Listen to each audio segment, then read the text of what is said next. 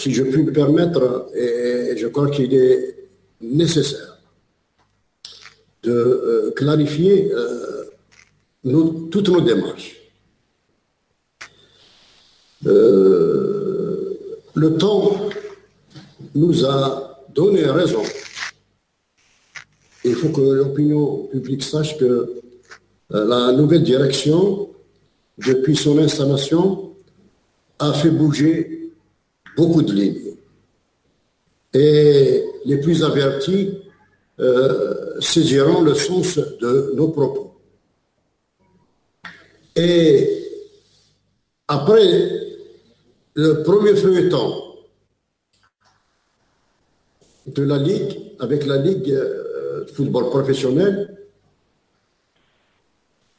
on pensait que les choses allaient rentrer dans l'ordre. Mais effectivement, la JSK dérange. Monsieur Cherif Mellel, vous allez le constater, avec son franc-parler, même avec son impulsivité, ne jette pas des coups d'épée dans l'eau. Il sait ce qu'il dit, il sait ce qu'il fait, et il s'engage avec ses propos. Et le temps lui a donné raison, puisque maintenant il y a beaucoup de langues qui se délient. Donc ils rejoignent tous ces déclarations, ces convictions. Jusque-là, c'est des gens qui étaient aux ordres. La JSK n'est pas aux ordres.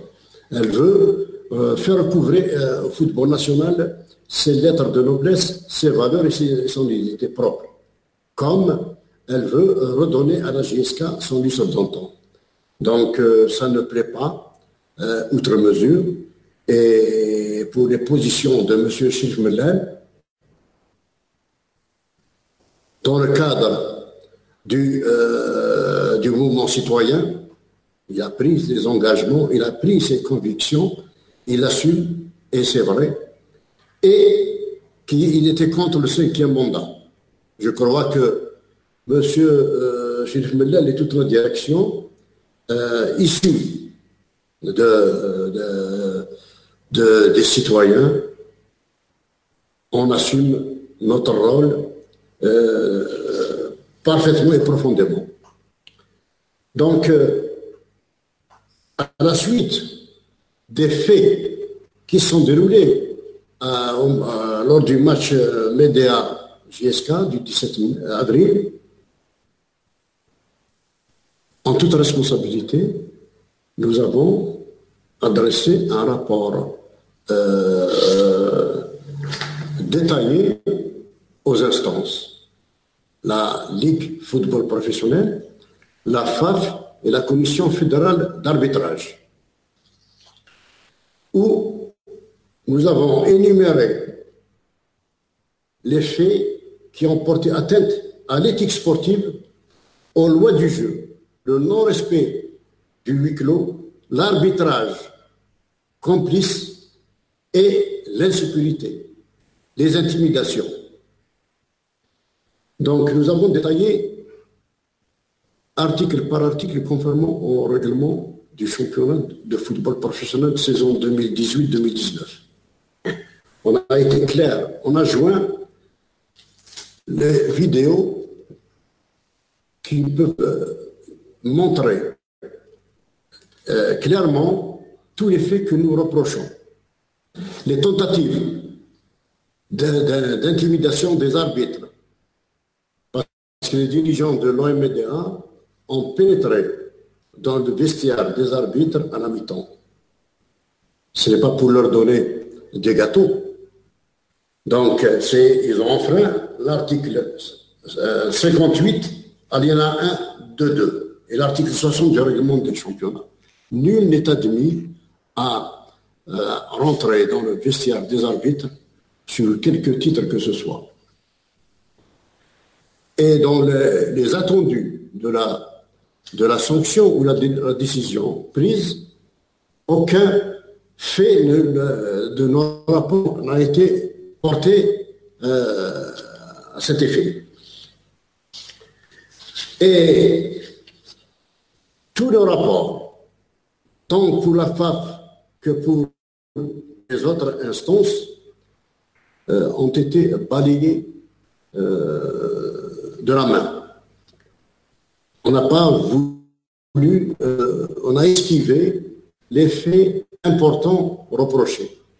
Et c'est dans ce cadre que Monsieur le Président, Chérif Medlel, a dit qu'avant de prendre position pour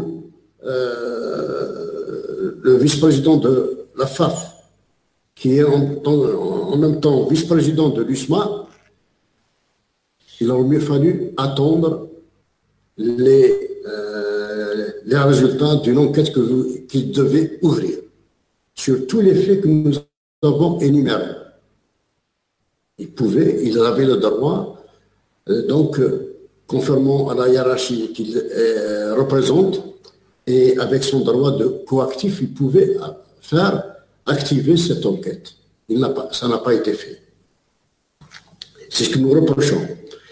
Et dans ces attendus-là de M. Chérif Medlel, c'était pour rappeler à la FAF et à la Ligue et à la commission d'arbitrage leur manque de volonté et d'engagement, parce qu'ils n'ont pas su étudier, analyser et prendre les mesures qu'il faut à tous les rapports que nous leur avons adressés en temps opportun et qui signalaient tous les faits saillants de chaque match. Le rapport numéro 777 du 18 août 2018 à la CFA, Commission fédérale d'arbitrage, pour l'erreur d'arbitrage du référé Saïd Aouina, le match Mont-JSK. Une copie a été donnée à la Ligue de football professionnel et à la FAF. Le rapport numéro 79 du 29/9/2018 à la Ligue de football professionnel au sujet des incidents lors du match l'USS-JSK du 27 août 2018. Copie à la FAF, au ministère de l'Intérieur, MJS-DGSN. Le rapport numéro 960 du 3 novembre 2018 à la FAF, au sujet du report successif des dates des rencontres de notre club et l'empêchement de l'NTV, sponsor officiel de retransmission télévisuelle du match, sans qu'il y ait eu application de l'article 120. Le quatrième rapport, numéro 958, du 1er novembre 2018, à M. le ministre de la Jeunesse et des Sports, au sujet de la gestion du championnat de football par la Ligue de football professionnel. En 5, tout le dossier ayant concerné l'affaire Ligue, JSK, USMA, CFR, TAS, MJS, et qui a défrayé la chronique sportive nationale. Le sixième rapport, numéro 1014, du 24 novembre 2018, à la Commission fédérale d'arbitrage au sujet de l'arbitrage des commissaires de match et délégués à la sécurité, infraction en règle du huis clos et loi du jeu, mauvaise organisation de la rencontre CABA, JSK du 23 novembre 2018. Copie à la FAF et au secrétaire général de la FAF. Le septième rapport, numéro 26, du 7 janvier 2019, au président de la FAF, au sujet des engagements pris lors de l'entrevue qui a été accordée dans le siège de l'affaire Ligue JSK-USMA sur le calendrier des compétitions irréguliers, la nomination d'un SG de la Ligue, le recadrage et rigueur dans la désignation des arbitres et asseoir la mobilisation du corps arbitral. Cas du juge de touche Raoui Zakaria qui refuse 3 buts valables lors de la rencontre GS-JSK du 4 janvier 2019.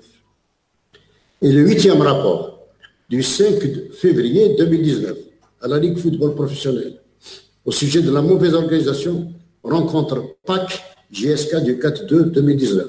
Comportement indigne du délégué de match faire gagner. Copie à la FAF. Donc,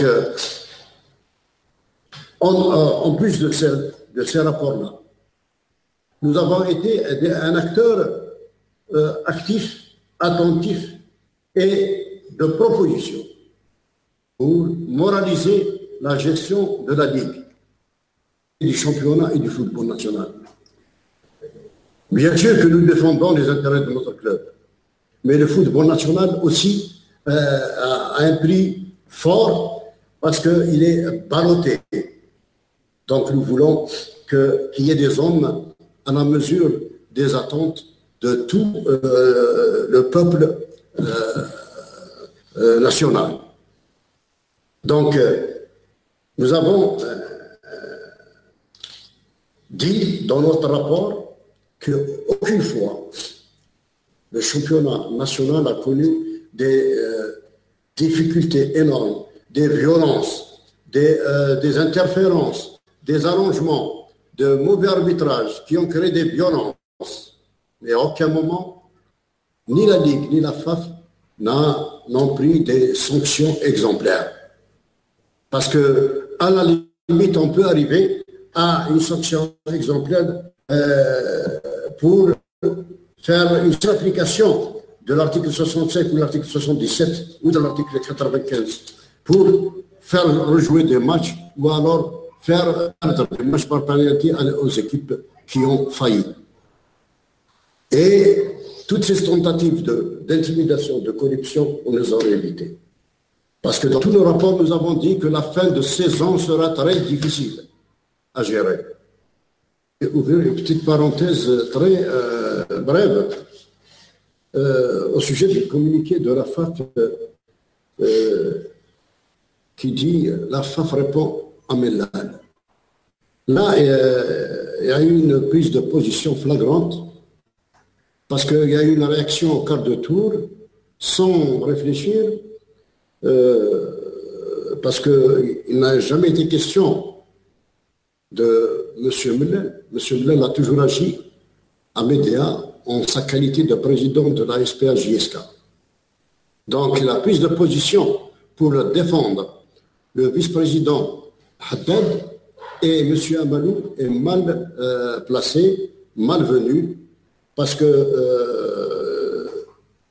d'abord, M. Mellal a bien clarifié les choses, il a fait, il n'a jamais été dans son intention de désigner M. Haddad en tant que vice-président de la FAF, mais en tant que vice-président de l'USMA.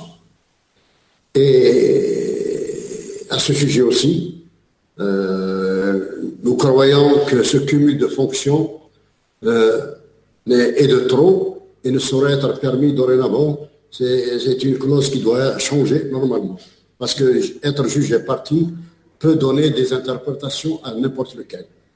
Donc, dans ce communiqué, on a porté atteinte, on a fait outrage, atteinte à la personnalité, à l'honneur et à la considération de M.